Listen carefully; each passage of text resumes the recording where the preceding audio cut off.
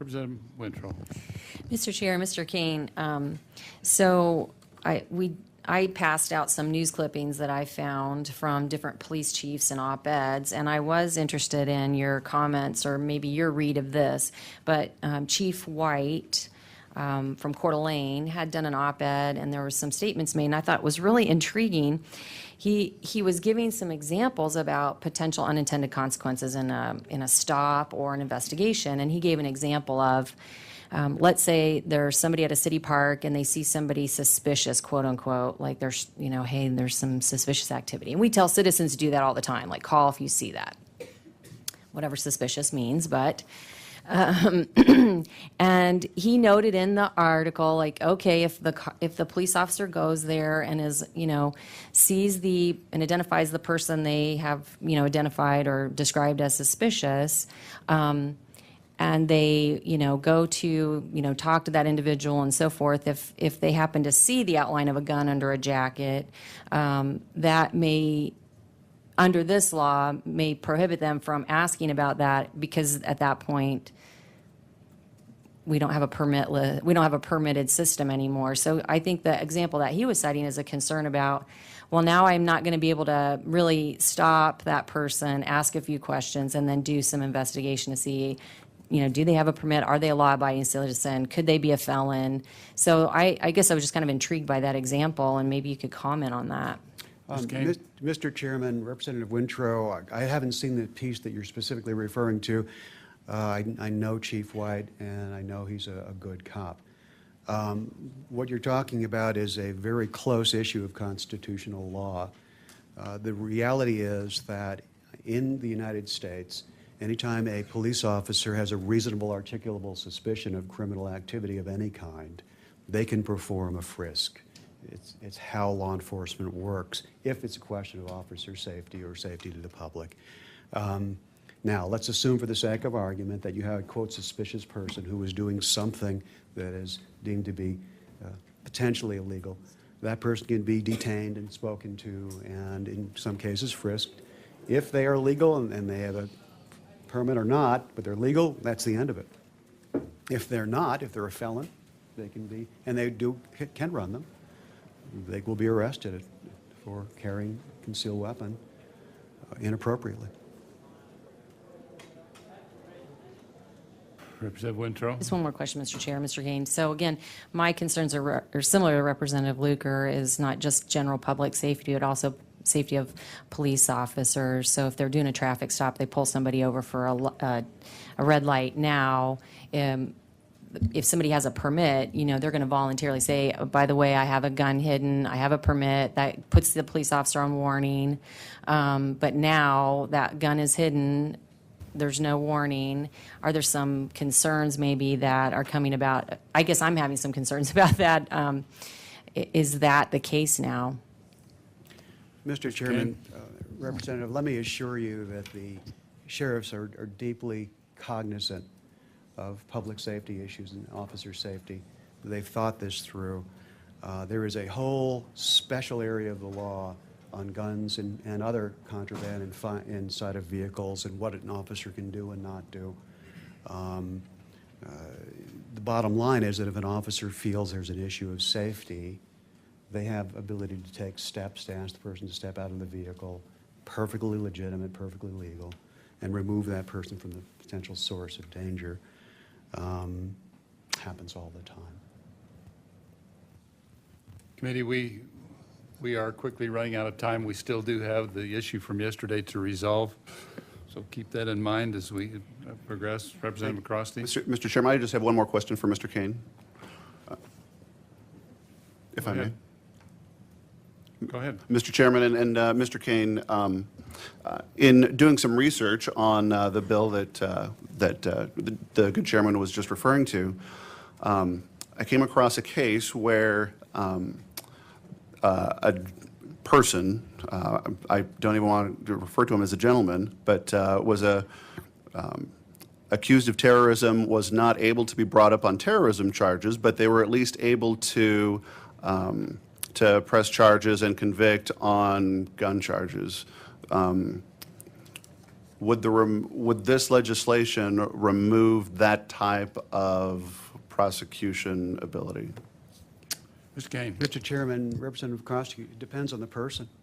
If the person was carrying a concealed firearm and was in the category that has been put in the bill, they could be charged criminally. If they aren't in that category, felons, et cetera, no, they couldn't.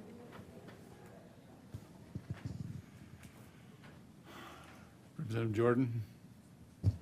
Mr. Chair and Mr. Kane, I know of some of the bills that have come forward. The Sheriff's Association has been split in this particular circumstance. Can you explain the percentage of the association that's in favor and against, and if you can share some of the concerns, just briefly on the percentage that is opposed? Yeah, Kane? certainly. In order to support a bill under the Sheriff's Association policy, you have to have 2/3 of the sheriffs voting in support. In this case, the vote was 2/3 plus 1, but there were also, I think, about six or so sheriffs that didn't vote at all. So doing the math, and I'm not a mathematician, but it's beyond the 2/3, and there were several just no votes at all.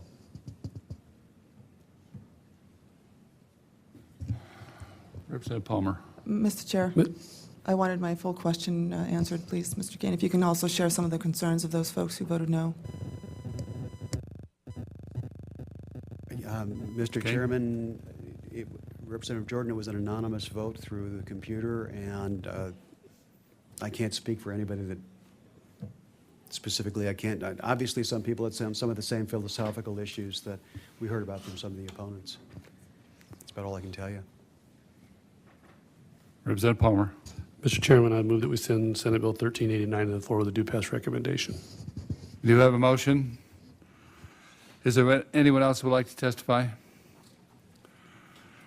Senator McKenzie, bring it home. And Mr. Chairman, I don't need to testify, but earlier I was asked to provide the letter from the FOP, which I'll just give to the page, so they've got that for the record. And I brought a box with the 11,000 signatures. That's part of our record because Representative Batt was interested in that. And I can also give the question on that survey that Representative Bass asked as well. And it just to point out, just starts off, under current Idaho law, people are required to have a permit in order to carry a concealed handgun in public places. So I don't know if they just didn't know Idaho law or were deliberately trying to mischaracterize it in order to push a certain result, but that was the question. Representative Wintrow. Mr. Chair, just one more question for Senator McKenzie. You're not off the hook completely. All right, Mr. Chairman. Thank you. So my question is this. Last year, we've heard about the desire to not have a checkerboard effect of law in our state, but last year we held back. We practiced restraint and only did outside of city limits. I remember several bills coming to a head. There was a lot of conflict, a lot of problems. Why not just fix the checkerboard last year and go all the way for constitutional carry last year? Mr. Chairman, and Representative Wintrow, that's just a decision for all of us to make when we vote on it, and this is the bill we've got this year. Thank you, Mr. Chair. Thank you, Senator. We do have a motion. Is there discussion on the motion? Representative Wintrow. Mr. Chair, I think it's pretty obvious I oppose this bill, and I just, for the record, want to talk about that a little bit. I don't want to take a lot of time, but as it's been noted by many people, we've had a permitting system for 100 years, and it's worked just fine. And I've heard some of my Republican colleagues even say it's not very difficult to get a permit, doesn't cost a lot of money. Last year we fixed the licensing fee, in fact, so it was consistent throughout the state. It's not an undue burden, and it's just one more step to ensure and have a little bit of a better feeling for public safety. I'm concerned that we could just continue to erode that. I don't think that we've listened fully to everybody in our cities. And I think, again, this is not the best move for public safety. It's an appropriate thing to do. And especially since, I mean, I was sitting here thinking to myself, like, could you imagine if I walked in tomorrow and had a gun hidden under my jacket? No training, no permit, nothing. And I would be concerned with Representative Bateman's questions about accidents, especially at this point in the session. But that training, that permitting, that's a good step, and it's not cumbersome. And the other thing I do want to mention is if everybody in here today had a gun on their hip, then I know it. I've been put on notice. It changes the space. But if everybody has a gun hidden, then I don't know that. That changes the space for me as well. I have the right to know who's proudly displaying a gun and who can wield it. If it's hidden under a jacket, I feel it's better to have some little sense of assurance, to have a permit and a background check. Just feels better. And again, it's not cumbersome, and it's not infringing on anybody's constitutional rights that way. Thank you, Mr. Chair. Representative Smith. Thank you. Our family has been hunters for generations. In fact, we have many, many rifles in our house for hunting, and all three of my kids went through the hunter education course and have hunted. But I have been contacted by a majority of people that are opposed to this bill, and I believe you need to have training for a concealed weapon permit, and this does not allow, you can carry without any training, and so I will be voting no on this bill. Representative Nielsen. Thank you, Mr. Chairman. Just quietly. Use your microphone. And I'll quote the Second Amendment. A well-regulated militia being necessary to the security of a free state, the right of the people to keep and bear arms shall not be infringed. This bill gets us a lot closer to not being infringed. Thank you. Representative Luker. Thank you, Mr. Chairman. This is a difficult vote for me because I'm getting a lot of email on both sides and a lot of interest in this bill. What persuades me is the position of our law enforcement officers, the people that are out on the street. When the FOP says that they believe that law-abiding, mentally sound, and responsible gun owners are partners in keeping crime rates low in Idaho, and they support this bill. And as I weigh everything, I think that if those who are answering a poll question had this information in front of them, that their law enforcement folks out on the street support this bill, I think the poll would change. And so for that reason, I'm going to support this bill, understanding that there's a lot of different opinion out there, but to me, the folks out on the street are the ones that persuade me. Representative Bateman. Mr. Chairman, members of the committee, I've been struggling with this also. I've been indicating to my constituents, in fact, that I'd oppose this legislation, but I'm actually lucky even to be here. When my dad was young, he was out hunting with a friend. They were goofing around, and my dad had his hand up like this, and the friend's gun went off, hit my dad in the hand, went clear through. If the gun had just been over a few inches, my dad would have probably been killed, and I wouldn't even be here. So this is weighed on my mind. My dad would show me the scar in his hand. It's just always continually reminding me, to be safe with guns. I love guns. I just bought a Merkel side-by-side double-barrel shotgun, German shotgun. I mean, I love guns. It's not the place for true confessions. It's always been that having my dad show me that scar in his hand, this idea of accidental. That's why I asked these questions about accidents. But so far, I have not, from those opposed this bill, no one's been able to show me that in these states that have already enacted the permitless carry, that there's been any increase in accidents or any crime.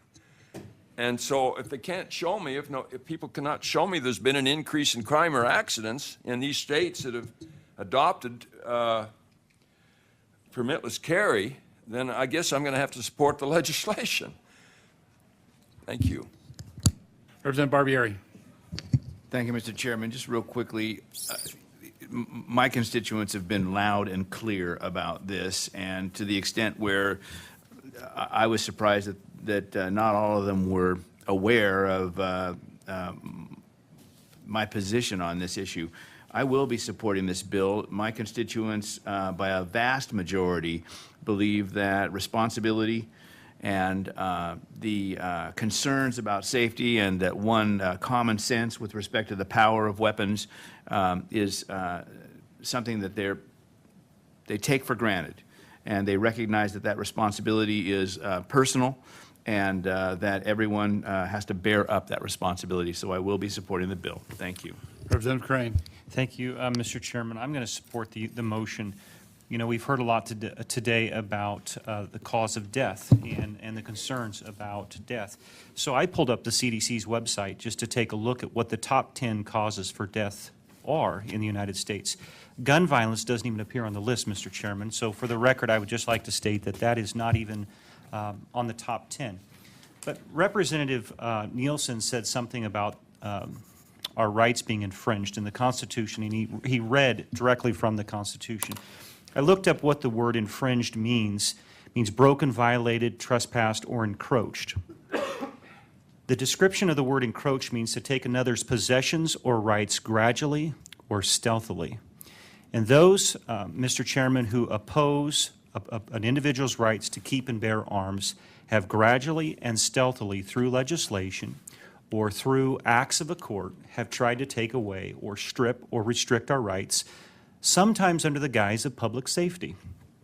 And Mr. Chairman, when I stood in January and was sworn in to take an oath of office, it was to uphold the Constitution of the state of Idaho and the Constitution of the United States. And the Constitution of the United States makes it very clear that we have no right to infringe upon our citizens' rights to keep and bear arms. I'm a strong supporter of the Second Amendment and am proud to move this bill forward. Representative Wintrow. Mr. Chair, just once a response to Representative Bateman is, I believe what was said is there's no evidence of a direct cause of any of these laws impacting or increasing. So it would be difficult to know if they did because we're still experiencing gun violence. So I don't know that we can, I don't know if we can just assume that there's no additional, there's not an additional deaths cause of accident because of not permitting. So I just wanted to say that. But I also did find an interesting website that quotes a lot of the statistics that have been here today, and it's called Heeding God's Call. And it's a group of Christians who are basically trying to educate people about gun violence. And on there, they have all the gun stats. Like we've heard, more than 30,000 people are killed each year by firearms, more than 30 people are murdered each day, et cetera. And then I go down and I look at gun violence in other countries. So we have 30,000 a year, and in Japan we have 50, Germany 150, Canada less than 200. I mean, it's a stark difference. And I would say one death is too many. And again, I just reiterate my opposition to this because I don't think it's a cumbersome thing to the Constitution that we've heard in the Second Amendment. And the language in the Second Amendment is up for scrutiny as well because of the context of history in which it was written, and the word militia is inserted there as well, and the kind of guns that were on people's possession at that time. I doubt the forefathers could even imagine we'd have semi-automatic weapons now. They had muzzle loaders that took quite a long time to load. So I think we need to consider that as well. But thank you, Mr. Chair. Further discussion on the motion? Hearing none, the motion is to send Senate Bill 1389 to the floor with a there will be a roll call. Motion is to send Senate Bill 1389 to the floor with a due pass recommendation. Secretary will call the roll. Chairman Lercher? Aye. Representative Bett? Aye. Representative Andrus? Aye. Representative Luker? Aye. Representative Crane? Aye. Representative Palmer? Yes. Representative Sims? Aye. Representative Barbieri? Aye. Representative Holtzclaw? Aye. Representative McMillan? Aye. Representative Bateman? Aye. Representative Cheatham? Aye. Representative Nielsen? Aye. Representative Smith? No. Representative Jordan? No. Representative McCrosty? No. Representative Wintrow? No. Motion passes 13 to 4. Chairman will be carrying the bill on the House floor.